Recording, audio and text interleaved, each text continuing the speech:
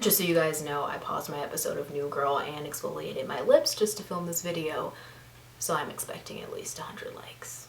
I think one of the most common misconceptions that people have about going into film school is that it's easy because you can't really grade art. I'm here to tell you that you can grade art, and all of my professors do. The professors aren't necessarily grading your creativity, but I can say, particularly as a screenwriter, we learn methods and concepts that we are supposed to apply to our assignments that our professors then give us a grade for. And that brings me to the topic of structure. I feel like a lot of film students, at least those emphasizing in screenwriting, come into their first few semesters of college with this mindset of, I don't need structure, I'm an artist. Haven't you seen Memento?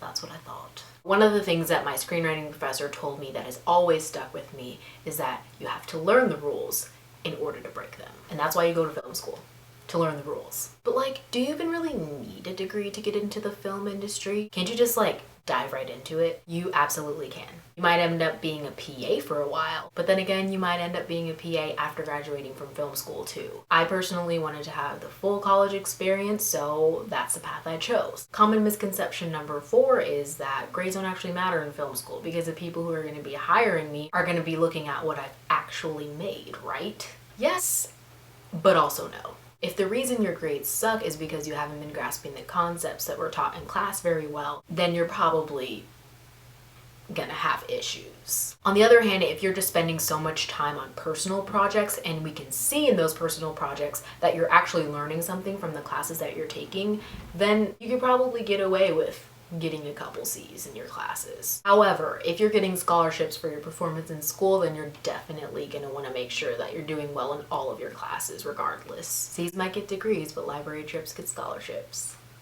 I know that was really corny, but I worked really hard on it. One thing that was really scary for me going into film school was that I seemed to notice at every school I visited that all the prospective students seemed to kind of just be out for themselves. And so going into film school, I was a little bit scared, feeling like I was going to be alone in this. Although film school can be a brutal, cutthroat place to be, it can also be a place of such tremendous creative growth if you have the right mindset going into it. I've been so blessed to be at a university where everyone in our film school is just so willing to help each other grow and learn in their creativity, and I think it's because everyone has a mindset that this isn't all about me. Sure, it's a competitive industry, but film school is the place where you meet your crew.